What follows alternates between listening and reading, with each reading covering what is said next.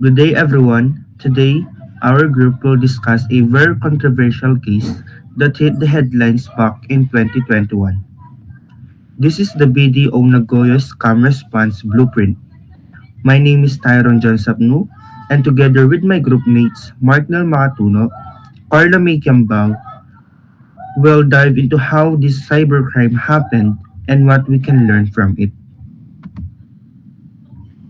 So, to give you a quick background, imagine waking up during the height of the pandemic and finding out na simot ang savings mo. That's exactly what happened to hundreds of BDO Unibank customers who reported unauthorized transfers. The interesting part here is the name. The funds were being sent to Union Bank accounts under the name Mark Nagoyo. If you're familiar with the term Nagoyo, literally means scam or naisahan in Tagalog. This wasn't just a simple mistake. It was a sophisticated phishing operations na nagawa pang i-bypass ang security measures at two-factor authentication ng bank. Let's move on to the crime classifications. First is the against individuals, loss of personal savings and financial harm. Personal savings ang nawala rito.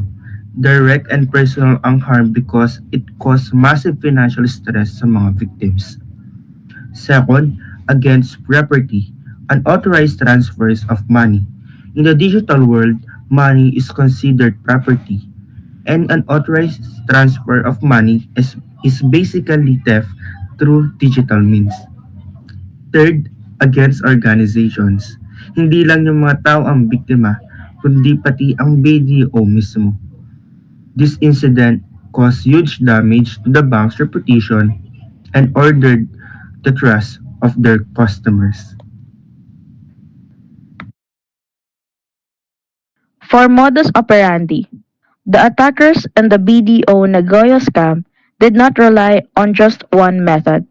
Instead, they combined technical exploitation with user manipulation to successfully carry out the attack. Next, first, let's look at how they ensured success. Victims were directed to fake banking websites that looked almost identical to the official website of BDO Unibank.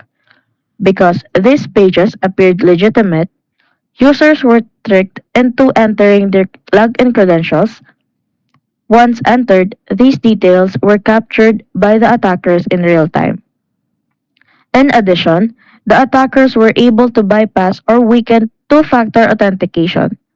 This suggests that they may have intercepted one-time passwords, or also known as OTPs, or exploited weaknesses in the system's authentication process. Next, in terms of protecting their identity, the attackers transferred stolen funds into multiple accounts under the name Mark Nagoyo. These accounts were likely used as mule accounts, meaning they only served as receivers of stolen money. This created a layer of separation between the attackers and the funds. They may have also used tools like VPNs or proxies to hide their real location and avoid being traced. Finally, regarding their escape, the attackers acted quickly. Transactions were performed in rapid succession and in batches, reducing the chance of being detected or stopped in time. The money was then moved across several accounts and possibly withdrawn or converted immediately, making it harder for authorities to trace. Interestingly, the repeated use of the name Mark Nagoyo across many transactions may have been intentional. This could have been done to overwhelm the banking system or investigators, making the attack more difficult to track and analyze. Overall, the attackers demonstrated a well planned and coordinated strategy that combined deception, technical skills, and speed. Next, this case mainly involves computer based social engineering, but it still heavily depends on human behavior. On the computer-based side, the attackers use phishing websites, fake messages, and malicious links. These tools were designed to imitate legitimate online banking platforms, particularly those of BDO Unibank. They also took advantage of the weaknesses in the online banking system to carry out unauthorized transactions. However, the human element plays a crucial role in the attack. Victims were persuaded to click on these links and unknowingly entered their login credentials. The attackers exploited the user's trust in familiar branding, especially the official looking BDO interface, which made the scam appear legitimate and safe. Even though the attack is technical in execution, it would not succeed without user participation. The victims, without realizing the risk, were manipulated into cooperating with the attackers.